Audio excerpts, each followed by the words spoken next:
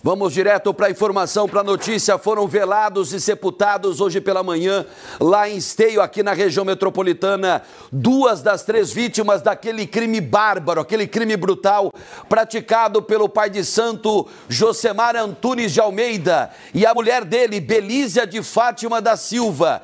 Familiares, amigos, colegas conhecidos participaram da despedida a Cauane Martins Kosmauski e Ariel Silva da Rosa. O corpo do bebê Miguel, filho de Cauane, segue no DML, no Departamento Médico Legal. A reportagem é do João Gabriel Pezzini. Muita comoção e lágrimas marcaram o velório de Cauane Martins e Ariel da Rosa na manhã gelada e cinzenta desta quinta-feira.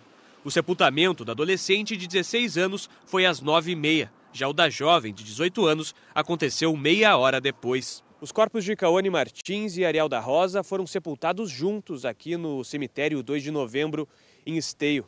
50 pessoas, entre amigos e parentes, acompanharam aqui o velório e o sepultamento dos 2 jovens. O corpo do filho de Cauane, o Miguel, de apenas 2 meses de idade, ainda está com o Instituto Geral de Perícias, que está investigando a causa da morte. Depois do sepultamento, Sinara, tia de Cauane, que morava com ela, falou sobre a relação da sobrinha e Ariel. Não largava a Cauane, eram muito amigos. Eu acredito que, eles fizeram maldade para o Ariel junto, porque o Ariel sabia muita coisa. A Cauane, nos últimos tempos, não queria nem mandar, não atendia as mensagens dele, do pai de santo, e ele mandava mensagem para o Ariel. Ela também comentou sobre o relacionamento de Cauane e Josemar, pai de santo e principal suspeito de ter cometido o crime. Conhecia eles a partir dos 16 anos. Tanto que ela chamava a Fátima de mãe e esse suposto pai de santo ela chamava de pai. E ela vivia dentro da casa deles, ela não saía de lá. A Cauane acordava, abria os olhos e já estava lá dentro da casa deles. Então fazia as refeições lá a maior parte do tempo, passava a madrugada toda lá. O pai de santo vivia buscando ela, só que no meu portão era dificilmente ele chegar, porque a gente não tinha amizade, porque eu, sinceramente, eu nunca gostei deles. Mas respeitava a religião dela, né? Josemar é pai do bebê de Cauane. Segundo a Polícia Civil, a principal hipótese que pode ter motivado o crime não é a religião, e sim o fato de Josemar ter esse relacionamento fora do casamento. A principal linha de investigação aponta que Josemar e a esposa dele, Belísia de Fátima, teriam matado os jovens por conta de ciúmes e para manter as aparências do pai de santo. Além do casal, 2 adolescentes que moravam com eles, de 15 e 17 anos, são suspeitos de ajudar a esconder os corpos das vítimas. Era muito excessivo aquele carinho, aquela compulsão dele por ela, né? Ficava bravo que ela estava postando foto dela com o menino e tinha muitas curtidas, né? Daí ele dizia para ela que ela já estava se fresqueando para outros, que ele tinha muito ciúme dela. Só que a gente ficou sabendo de tudo só depois, né? Daí o ciúme dele foi ficando muito assim excessivo e ela levava aquilo tudo como uma brincadeira. A gente nunca levou a sério, porque até mesmo eu perguntei para ela se a Fátima sabia que o Miguel era filho dele, ela disse que sabia. A investigação apura ainda se o pai de santo mantinha relacionamentos com outras jovens da cidade. Cauane, quando engravidou, ainda era menor de idade.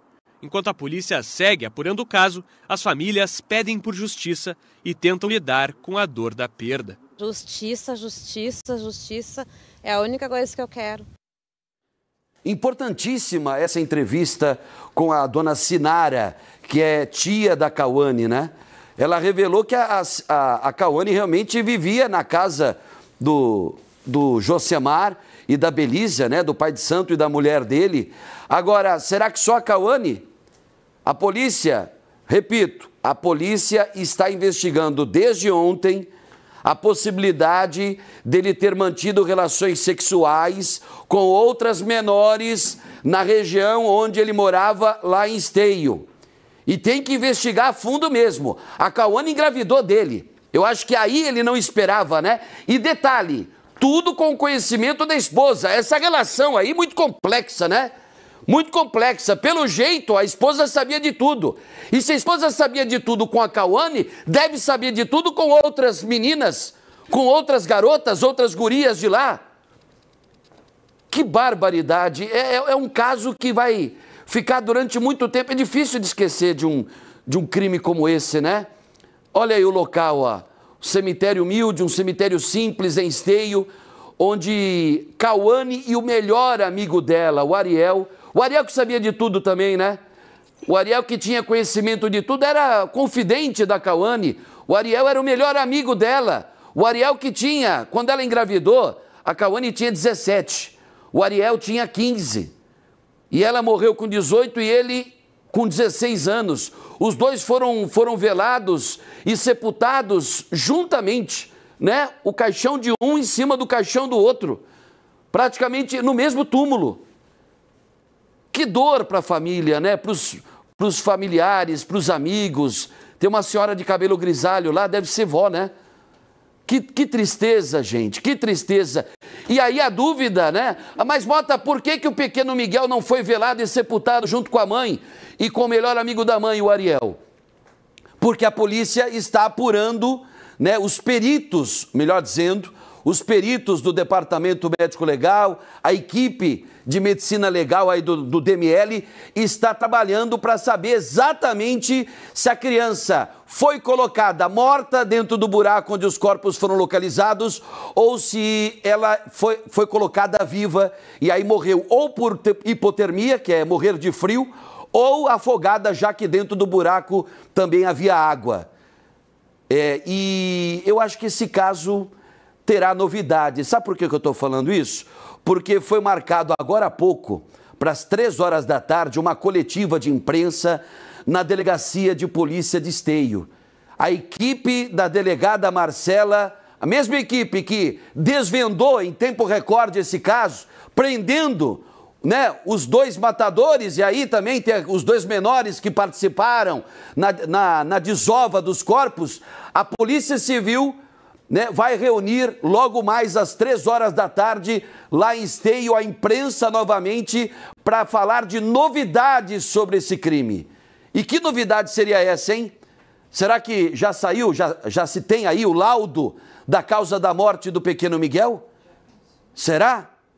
O que a polícia está aguardando para essa coletiva de logo mais, repito, 15 horas, 3 horas da tarde, né, a grande expectativa e, lógico, assim como nós fomos avisados, fomos informados, a imprensa inteira estará lá, né?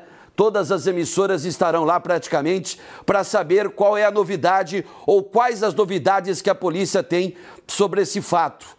Um detalhe que eu não sei se eu falei ontem, você sabe que na hora do crime, na hora de matar, de assassinar a Cauane e o Ariel, o suposto pai de santo, esse canalha, que ontem eu vi muitas manifestações de pessoas de religião de matriz africana, né, condenando a atitude, lógico, a grande maioria, enorme maioria. Bom, gente, tem gente boa em todas as religiões e tem gente ruim também em todas, né? Quantos casos nós já mostramos aí envolvendo padres, envolvendo pastores, né, envolvendo líderes de pais de santo também. Quantos casos nós já mostramos? Mas a revolta de muita gente com ele, com o tal do cacique Josemar. Muita gente dentro das próprias religiões de matriz africana, muita gente revoltada com o crime que ele cometeu. E a anuência da tal da Belísia de Fátima, né? Belísia de Fátima da Silva, a mulher que sabia tudo. Eu acho que havia aí um combinado sexual entre os dois. Por isso que eu acredito que a polícia, investigando, vai encontrar outras meninas que ele provavelmente tenha mantido relações sexuais, né? Pode ter certeza absoluta, pode ter certeza. Aí o momento da perícia, né? A perícia... Bom, o que eu ia falar ontem e na hora deixei passar batido, é que na hora do assassinato, o Josemar, o cacique Josemar, matou o Ariel. Ele foi o responsável pelas facadas no corpo do Ariel. E a Belísia foi a responsável pelas facadas no corpo da Cauane. Eles detalharam isso. Eles detalharam essa situação toda. Inclusive, já existe uma advogada nesse caso, né? Advogada aí do pai de santo, do Josemar Antunes de Almeida, de 46 anos. Ontem eu havia falado que ele tinha 42, a idade correta dele é 46. Já existe uma advogada, nossa produção, né? Nossa equipe já está em contato com ela, repórter Matheus Goulart, inclusive, que trouxe essa novidade para a nossa equipe. O Matheus, que ontem, ele que fez a primeira reportagem sobre o crime e a descoberta da polícia de Esteio. Então, advogada já constituída pela família do Josemar, do assassino, né, desse vagabundo, desse excremento humano. Já se tem aí uma advogada particular. Ele não vai depender aí de defensor público ou de defensora pública, né? Então já se tem... É bom, gente. O crime é bárbaro. Ele confessou, deu detalhes de como tudo aconteceu, mas é a lei, né, que garante a ele ampla defesa, o contraditório e tudo mais. Agora, eu não sei qual será a linha da defesa do cacique Josemar, do pai de santo assassino. Realmente eu não sei, né? Fica imaginando aí o que ela pode, né? O que ela pode usar, a advogada pode usar, mas o que foi? E aquele buraco ali estava ali há tempo ali. O Tiri, ele questiona a questão. O Tiri, nosso cinegrafista aqui, falando do buraco que já existia, né? Ou fez para entender, não, já existia. Era uma espécie de bueiro abandonado, uma boca de lobo abandonada, né? Já existia esse buraco no local, ele estava com água e os corpos foram jogados lá. E aí a dúvida, né, que eu acredito que na coletiva das 3 da tarde a Polícia Civil deve revelar a causa da morte do pequeno Miguel, de apenas 2 meses. E nós seguiremos acompanhando esse caso, tanto é que o repórter Matheus Goulart deve seguir em direção... Já está aqui o Matheus, né? Está chegando aqui na emissora e ele deve ir até Esteio acompanhar de perto a coletiva de imprensa marcada para as 15 horas, ok? A gente só torce para que não haja nenhuma reviravolta, ou seja, para que a prisão preventiva é com relação aos dois, né, Sérgio?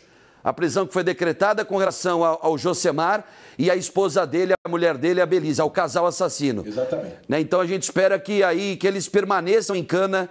Essa imagem, né? Que tristeza. Imagina a família da Cauane, né? E esse anjinho que é o pequeno Miguel.